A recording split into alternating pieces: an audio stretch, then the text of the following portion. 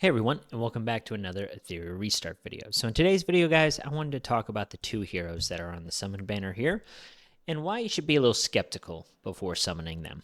I will say that I've seen prior to these heroes being released, I saw a lot of people really hyping up Nahor, and then kind of downplaying Fuquai. I don't know. I actually think it's backwards. This hero, in my opinion, is like hot garbage. I think he's terrible, and we'll talk about why. I pulled both these heroes and I tested them, which is why this is, a day or two late. But yeah, I am not impressed with this hero, and this hero I think is actually really good, but it's still a weird hero, to be honest. So let's talk about him. First hero is Nahor. The reason why this guy is bad is for a couple reasons.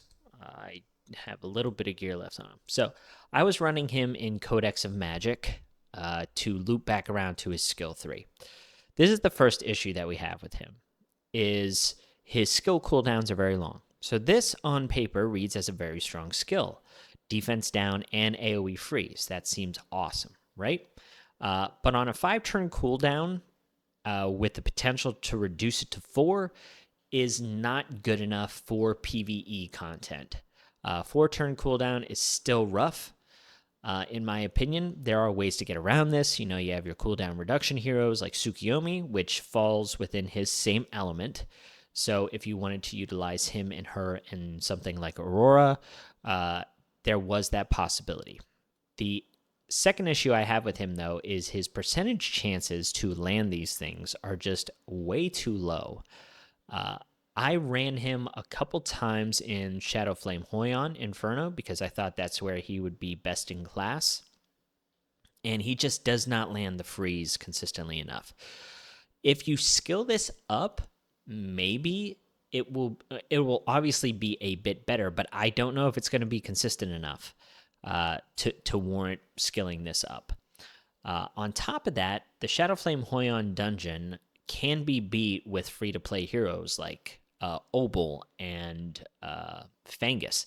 So I don't think you should utilize this nuke strategy that you might see some people using with like Lily and Yelly and stuff like that. If you have a Fangus and an Obel, and you're thinking that you need to start booking heroes like this up to try and do that nuke strategy with like Didding and stuff, I just wouldn't. I'd stick with the free-to-play. So this is rough.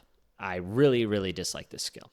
The second skill as well, like on paper, seems good, but at the same time, it's not very useful in a lot of places, at least now. The most relevant place for this hero, I think, is like Nico Nana Inferno stages, because she puts up the attack up and speed up, right? So you can remove those 2 buffs and then also put up block. And you can skill this down to a 3-turn cooldown, which is pretty good. The problem is again, the chance of activating this is only as high as 70%, and it's a single chance proc. What I mean by that is it's not a multi-hitter. It's just like you hit once. If you don't activate the skill, you don't get the dispel and you don't get the block. So it's just like a wasted turn. So the long story short here, the activation chances of his skills are just too low, and his skill cooldowns are too high for me to like this character. I just really, really do not like him. This character, however, I think is pretty good. She is niche, though. So I don't think either of these characters are worth pulling for the majority of the player base.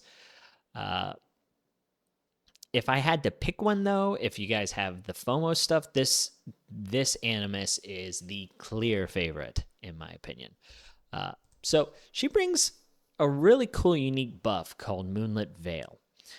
The way this works, though, along with her like skill 1 passive, is very weird, because you don't want her to be fast, but at the same time, you need her to go immediately so she can put up the Moonlit Veil because she doesn't start with it. And her skill 3 is quite good, which is the 2-turn shield and the AoE speed to all of her other allies. Once she has this up, anytime she's hit, she actually pushes her turn meter back, or not hit. Anytime an enemy ends their turn, she reduces her turn meter. So she like stays in this state as long as possible. It's kind of like Valerian, but I still think Valerian tends to be a bit better when it comes to a raw support hero. But where this Animus shines over Valerian is the turn meter boosting is significant. This is a really nice ability, and you should only view this hero as a turn meter booster with some shield and some very minor healing. But from the turn meter boosting perspective, it's quite strong. When I say she's niche, she is truly niche for one area, in my opinion, of PvE. And that is wherever Sharon is as a boss, she's very good. Other than that, she's very limited, which is why I said I don't think most of the player base should even pull for this character. I do think that she's going to be solid in like in arena because she has the ability to cut in front, especially for like turn meter boosting heroes like Lily or Tsukiyomi, Freya, Mio, all of those heroes. But it's quite odd because in the arena game modes, you want her to be fast. You want her to be very, very fast just so she can cut in front and then apply the big shields and speed to your other allies.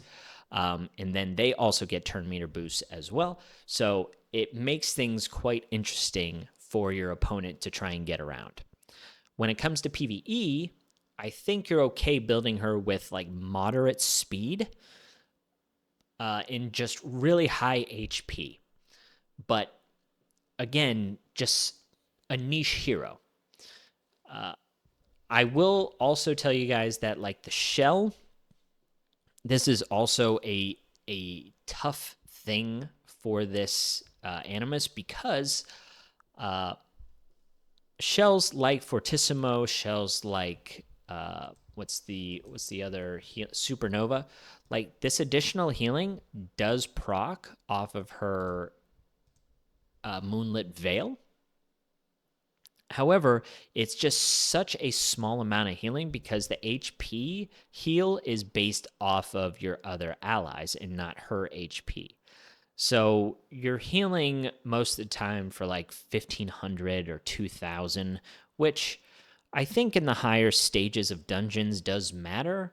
But at the same time, like utilizing these heroes for minimal, these shells for minimal gain, I don't really know.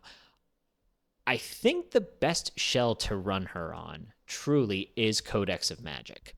The reason why I say this is because outside of her skill 3, her other skills are just not good. Like this skill is worthless in my opinion, which I guess is a good thing considering you don't need to lattice it.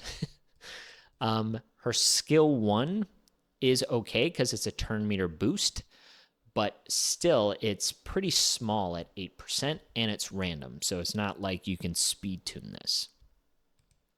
So if you run her on Codex of Magic will give you the ability to run her in like Strive and Swift Rush, which is going to be ideal for PvP. You could also possibly run her if you're planning on using her in PvP in something like, where is it? It's around here somewhere. I'm passing it multiple times, I'm sure. Why can't I find it?